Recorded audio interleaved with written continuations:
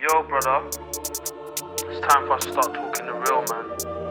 We've been sugarcoating too much. We've got to start calling everything out for what it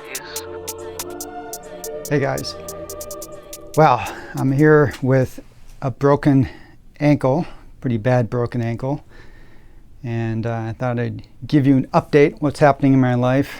Maybe some of you haven't heard that I broke my ankle. First, I wanted to tell everyone how grateful I am for all the well wishes everyone has sent me, all the positive comments. It's really touched me. I just can't believe all the outpouring. It really means a lot to me and lifts my spirits every time I read what you guys have to say. So thank you. If I haven't commented directly back to you, if I've given you a thumbs up or a heart, something like that, you know I've read your comment and greatly appreciate it. I know I'm not the first one who's been injured, of course. Many have preceded me, and there's been a lot of people who've hurt themselves worse than me. But it's not fun, and I'll tell you more about what's going to be happening with me in the future and what actually happened to cause this injury. What happened? I was riding what I'm going to forever call the Assassin A2 wheel from Begode. Now, I'd had the A2 demo wheel from EUC Underground. Thanks a lot, Liam. Had a lot of fun with that wheel. Posted a few videos on it. But I had complained a little bit about the knobby tire, and I thought, man, this wheel really needs a street tire for how I think most people are going to ride it.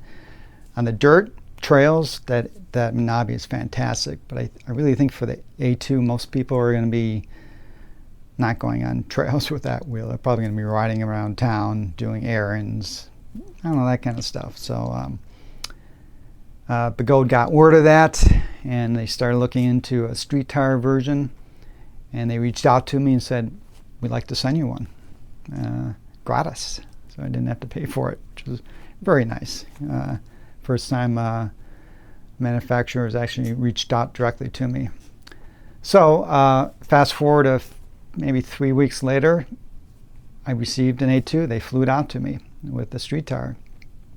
This was a week ago, last Friday. So today's Sunday, so about 9 days ago. I got the wheel in the afternoon. Actually, was surprised. I opened up the front door to get my mail, and there was a box sitting there, and it was A2. I was all excited. I posted some videos and the socials and pictures of the boxed wheel and the wheel when I got it out. So later that afternoon, late afternoon, I prepared it. I filled the tire proper air for me, which is about 30 psi. I adjusted the pedal angle just a little bit instead of flat, and it was ready to go. Took it out around my neighborhood, and I was just riding between 0 and 20, but mostly 10 to 15 miles an hour. I was just real mellow ride around the neighborhood. I put my knee guards on, and my wrist guards, which I always ride with at least those two.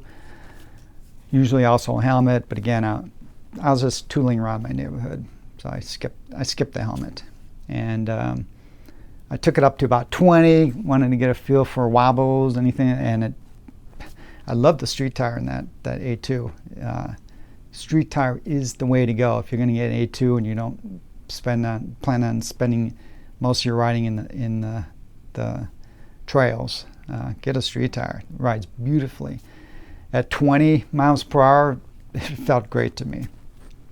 But again, mostly 10 to 15 miles an hour, just tooling around. About 2 or so miles into the ride, I was probably a few blocks from my house as the crow flies. Again, I wasn't accelerating, decelerating, just at that point, just steady state, just going down the street, looking around the neighborhood, and then all of a sudden, it shut off. It was not what I call a cutout. To me, a cutout means you've requested too much power from the wheel that it can deliver, and it gives out. Just like when you do a lift test on the wheel, you spin up the tire, at one point it just can't give any more and it stops, it cuts out, right? That's not what this was. This was just power off. I have a little visual aid. We can see that. My little 3D EX30 3D printed. Thanks, Mask, for this again. So I'm riding like this, and the wheel turns off, which I still contend when a wheel turns off, you don't have the momentum and slight resistance in the tire that you do in a cutout situation. So when it cut out, I immediately just fell backwards, and I think since I was slightly going around a parked car, it twisted, and all this happened like that, just like that, and it happened so fast that the wheel just held on to my foot, and I found my back, found my hands. I think the wrist guards saved any kind of potential injury to my hands. Nothing hurt, but as I fell like that and twisting around, I could immediately see this foot was flopping to the side before the legs hit the ground. So my legs were broken my foot was broken before it even before they hit the ground, before it left the wheel, really. And this is the first time I've actually literally snapped bones, and I must say there was no pain in that instant. And after I immediately landed, I looked at my foot. I just said, I'm not going to move, and I'll post some pictures here. I'm not going to move because I knew something was bad, but there was no pain. A few minutes later, the pain started ramping up, and that's because my foot everything just started getting about twice as big as it normally would be. The doctor tells me that this part of the bone and this part of the bone broke, and when they break, those are the primary bones which keep your foot attached to your leg. So then it dislocates. So I had a bad dislocation and the two breaks. So I lay on the ground. There was a guy in his front yard. He saw me and asked, "That doesn't look good. Are you okay?" I said, "I'm not okay." So I had my phone on me. I called my wife, got her all worried. It was a mess. The reason there were cones around was, again, his family was outside. Family, wife, a couple kids, and they had cones, I guess, so they put them out around the street to protect me from getting hit from any other cars. I asked him to, as I was waiting for my wife to take a picture. So he picked up the wheel and moved it closer to me. The wheel actually was about 10 feet away from me. So he took those pictures. Once I get better, I got to go and say thank you to him. And I just waited, got into the car. Yes, this is America, where we are always thinking of prices of things. And since I wasn't in excruciating pain, I wasn't screaming or anything, I figured I'd just get my wife to drive me, because if I called an ambulance, it would probably be $1,000 out of my pocket. And if I don't have to pay $1,000, I'm not going to pay $1,000, right? The actual bill is closer to $2,000 or $3,000 for an ambulance ride in the United States.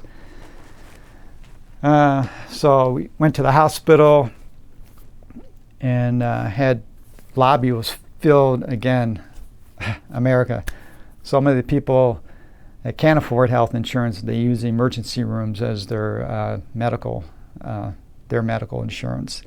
So lobby was filled with people, and as I looked around, I didn't think anyone was really in an emergency situation. So I had to wait for a while. It was probably a couple hours before I actually saw a doctor. I didn't get out of the house, and so ultimately they had to knock me out, put me unconscious so they could they could fix the dislocation. And of course, they took the x-rays, figure out what was wrong. I get back to the house about 3 o'clock in the morning, so it was a long, long day. And that's it. So it's the assassin wheel. And then let me tell you a little bit more about the assassin. Now, first, I have to say that I've been riding for this is my anniversary. I think last week was the first week I tried to ride an electric unicycle, 7 years ago. So in 7 years, I've owned 36 wheels. I think right now I have 13. And then when you add the wheels that I've received for demo purposes, for riding, and usually those wheels I ride for at least a couple hundred miles, I have pretty good experience riding up between 45 and 50 wheels in the last 7 years. About 6 years ago, I did have one riding failure from a wheel, and it was bad firmware from Begode in an M Super. It was known about with a sudden power surge, the wheel would cut out. So it wouldn't turn off, it would just dump you. And supposedly they had fixed it, but they didn't, and I hit a bump, dumped me. Later they did do a firmware update. Back in those days, they couldn't update the firmware with an app. You actually had to have a hardware device and plug it in your wheel. So Jason at E-Wheels came out to California and one of his shipments of wheels and updated all the firmware. I helped him out a little bit. Those were fun times. And that time I did sprain my wrist when it dumped me. I went head over heels. But other than that, all those wheels, I've kept track. I've stopped keeping track of the miles I've put on wheels, but I can kind of have a good estimate based on roughly how many miles I ride every year. I think I've ridden between 40 and 50,000 miles on an EOC. Believe me, there's lots of guys out there who've ridden a lot more than me because they ride part of their job, or they just ride a lot more every day, or they commute. But anyway, decent amount of miles, lots of wheels. Never before this day has a wheel just failed on me when I was riding. So it's kind of a shock to the system. And the wheel turned on later that night. When I came home from the hospital at 3 in the morning, I asked Loopy, hey, could you press the power button? And it turned on. Oh, God. I wish it had been some kind of a failure, a hard failure, right? So, and I'll post a link in the description or above to some videos that Roger has done. Thanks, Roger, for your good spirits in this wheel. Both Roger and Don have actually tested this wheel. I think they're still riding it. I'm advising them. I will never ride the Assassin wheel ever again. Trust me on that. Unless a failure mechanism is found. The battery's been taken apart. At this point, I don't think this battery must have been something in the control board, but yet it works right now. I still contend that all the testing that Roger and Don have done riding it, they've been kind of short tests. I was riding for about 2 miles straight when it happened. I just wonder if it's heat related. I don't know. Begode has reached out to me. I don't have any hard feelings towards Begode. Obviously, they're not trying to make a product that's going to hurt people. By and large, as I just said, all the miles and all the wheels I've ridden, this hasn't happened. But it does happen every once in a blue moon. Unfortunately, they did reach out, and one of the last communications they pointed us to, I'm paraphrasing, but we think that there is this diode that might have been an issue in the BMS. Could you inspect the diode to see if there's anything wrong with it? Roger didn't think this diode had anything to do with the operation of the battery. He was right, but his willingness to go along with the game, he took the wheel apart again, inspected the diode. Maybe I'll throw a picture or video up here. Everything looks great. So then what does Roger do? He removes the diode, and then he rides the wheel around just to show no, Begode, the diode has nothing to do with this. Now what this tells me is basically people within Begode don't really know anything about the hardware, the electronics that operate their wheels.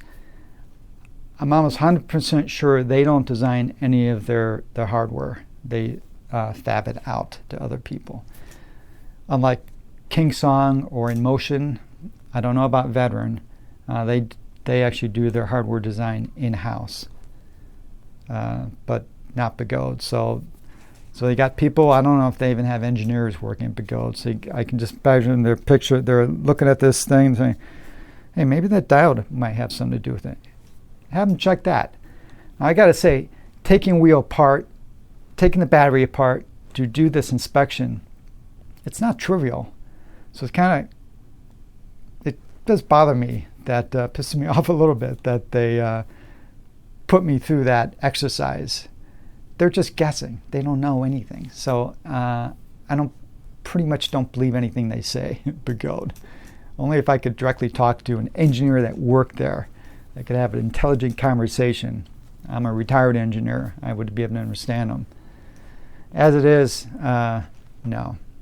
But again, I don't harbor any bad feelings towards Begode. I still love their wheels. Lightning hit me. I drew the short straw. But I will never ride that particular Assassin A2 ever again. And I'm going to say any who are buying A2s, unless it's a firmware issue, which I can't believe it is, but if it is, there's going to be a lot of A2s failing out there. But I highly, highly, highly doubt that's the case. So I'm sure the A2s are great wheels, unless you draw the short straw. Okay, so tomorrow, Monday morning, I have surgery. This will be I'm just about to turn 63, and this will be the first, what I would classify as a major surgery that I've ever had. So should be, I've had minor surgeries, but it should be interesting.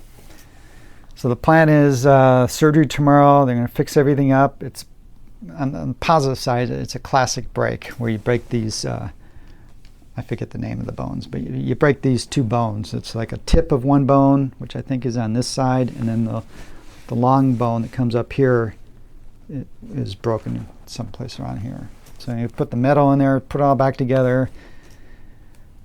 So it's been 9 days since the accident. I've been living with very uncomfortable, painful. 2 weeks I'll be in another bandage like this. Then I go back to the doctor. So that's going to put me 3+ weeks. He's going to remove the stitches, maybe check up on the initial healing of it, and then put it in a cast. And then the cast I live with for 6 weeks. So that's 6, 7, 8, 9 weeks total at this point. And then after 6 weeks, they remove the cast, and I'm going to be in a walking boot. That I'm not sure, but I'm sure it's going to be more than a week. Could be up to a month. We'll see. Guys, I tell you, if you're going to break something from the waist up. Don't break your neck, but you break anything in one of your legs, it is so disrupting to your life. I'm so fortunate that I'm married to a wife that's so understanding and so helpful, and that I'm retired, so I don't have to go to work. This is such a disruption, not having one leg. I have plans for when I get in the cast, and I'll show you that when I get the hard cast put on. But for the next few weeks, it's just I'm pretty much living in a wheelchair, sometimes a walker. I don't use the crutches, mostly in a wheelchair and hopping around sometimes. Major pain in the butt to do anything. So, I hate to tell people that if you don't have insurance, and you don't have good health benefits at work, where you could be out for a couple months, 2 or 3 months, you don't have a loved one, someone that can take care of you, because I could not take care of myself if I was by myself. You can only do so much.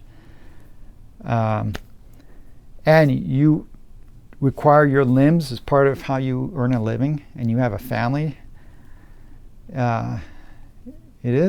Makes you think about, could I recommend you take up riding an EUC?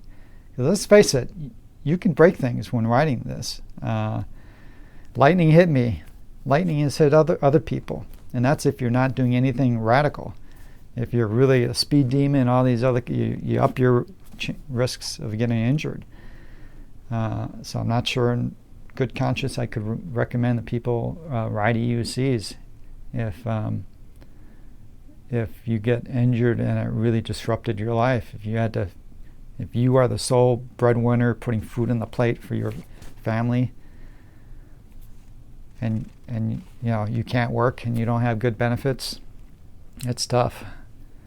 So there's going to be a long road ahead. I think I'll post some videos show you my progress as I move along. And I plan on, now that I can't do anything except watch, sit home, veg, watch videos, watch other people ride, which I continue to do. I love watching you guys' videos. Keeps me in the spirit. But I have a long backlog of videos, so maybe I can start getting through those and publishing some old videos, newer videos. I think they're fun. A lot of ride videos with the dynamics of riding in Southern California. You might enjoy that. Health updates. So you'll definitely be seeing more from me. But I am not going to be able to ride for. There's a good likelihood I'm not going to be able to get on a wheel until the end of the year, December, maybe even January. I'm going to be conservative. I'm not going to risk injuring myself. And I've thought about, it's a mental thing.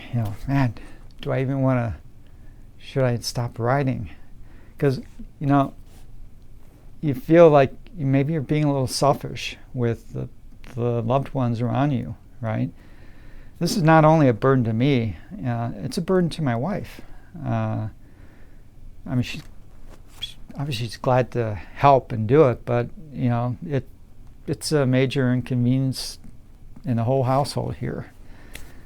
And but then I think, my wife, she broke her knee a few years ago by tripping, losing her footing, and hitting the cement on her knee, and she's older than me. She fractured her knee, and she was out. I was a caretaker in that situation. So even if I don't ride EUCs, I can still injure myself. So I'm not going to give up EUCs. I'm going to get some really good boots. There's no assurance boots would have helped at all in this case. If anything, I think a bigger wheel would have helped, because a smaller wheel is much more agile, much more maneuverable this way. If you're riding a big wheel that's massive, if I was riding my Master Pro, it wouldn't have gone like that, I don't think. It would have more likely just rapidly fallen backward. And I think I just would have fallen off. So maybe I might be getting rid of one of my smaller wheels now. But I'll get some better hardware and just protect myself as best I can. And look forward to 2024. Finally, regarding my Southern California EUC tour, which I've been doing for years now, and my final tour was scheduled for this year, my 5th tour. It's still on. I know there's a lot of people who've already committed to coming in from out of town, and it's absolutely on, and I will be there. It's on October 14th it starts, so that's less than 3 months from now. Based on what I just outlined, the plan, even the most optimistic case, I'm not going to be in a state where I can actually ride an EUC. I might ride something else, we'll see, on some of the rides, but I'll definitely be, if at all possible, there at the beginning of the ride, at the end of the ride, to cheer you guys on. We have a fantastic community of riders in Southern California who love the tour as much as I do, and there will be riders. It's going to be my tour, so it's going to be my rides, pretty much the same rides as last year, a few tweaks.